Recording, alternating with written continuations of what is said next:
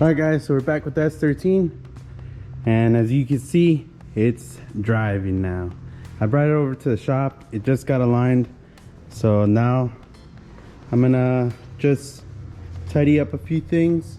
One of the first things I'm gonna do is I'm gonna hammer in this ridge so that the tires don't get damaged by that ridge. So I got my air hammer over here, and I'll massage that flat. And then I'm also going to take a look at the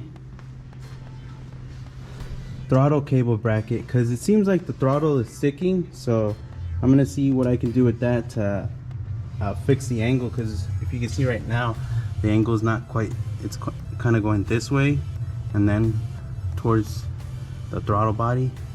So I'm going to see if I can fix that and make it go straight. Maybe I'll just make a new bracket, but we'll see. Shouldn't be too bad. And then we'll take a look underneath and make sure everything's nice and tidy. But it's driving now, so I'll take a video for you guys later of it driving on the road. But let's take, then I gotta get all these little dents fixed and stuff, because they're kind of annoying. And then I gotta get it washed because it's dirty right now. As you can tell, it's not super clean. But I'm just happy to have it aligned now, so then I can put some miles on it.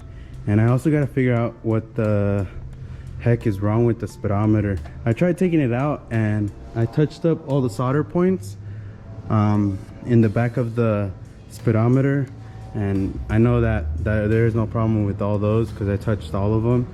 So I'm going to take a look at the speed sensor and see if there's anything wrong with that. Make sure that it's turning, make sure that it's not all ground out. So we'll see what's up with that real quick. All right, let's get to it. All right guys, so we were able to take care of a little bit of the issues that we have with the car. I found that on this side it's like dripping oil, and it seems to be coming from like the top of the front cover. They probably didn't put sealant right here in between the head gasket, so that's probably why it's leaking. I'm gonna probably have to take off the front cover to be able to fix it properly. I was able to figure out the speedometer issue. So what I found was that the speedometer was all hooked up and everything, but there's a connector up there that wasn't plugged into anything, and that's where the wires were going for the speedometer. And I ended up finding a plug. Let me see if I can show you guys. There's a plug right here that has 4 pins in it, and it's right in here, in this area right here. It has 4 pins, and it had the correct color wires that I needed that were going for the speedometer. So I just hooked it up to that, and then checked it. I turned the wheel while checking the speedometer, and it was working once I plugged those 2 wires in. So now I got my speedometer working. I also was able to lube these plates, so now the spring doesn't pop on this side when turning. I wasn't able to do this because I freaking forgot my wheel lock key, so I can't take the wheel off to be able to hammer that in with the air hammer. But I haven't had any contact with it, so I think it'll be okay. The only place where I'm having contact is right here, right on the fender right here, and also right above here on both corners. So as you can see, there's some witness marks right there, so that's where I'm rubbing a little bit. I also put some knockoff to protect this boost pipe right there.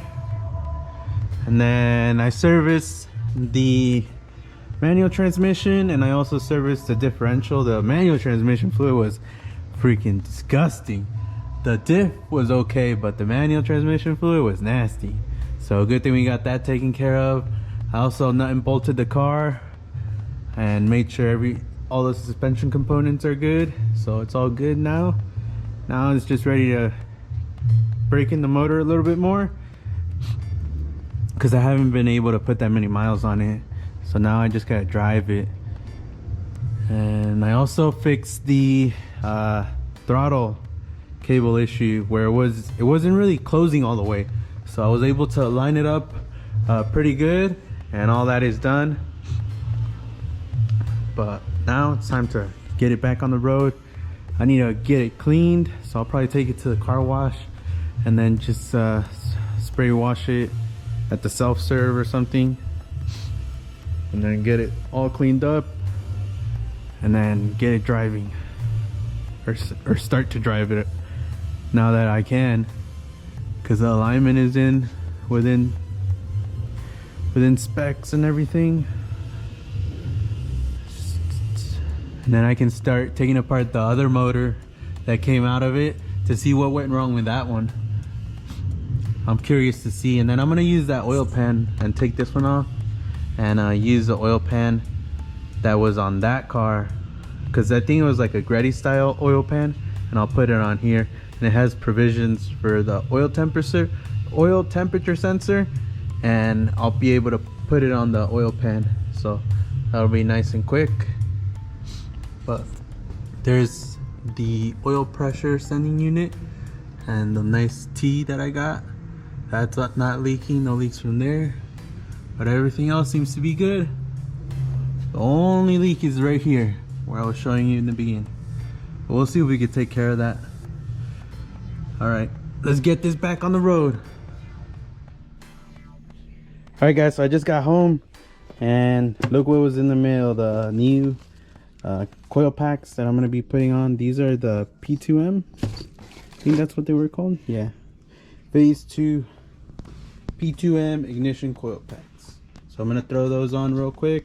And I also got it's official, the Tomei shift knob. Looks nice. I took out the blistering hot sphere of molten lava that burns your hand, because I like this better. It doesn't burn your hand. It's not weighted or anything, but it still feels good. And I'm about to throw those coils in real quick. Shouldn't take too long.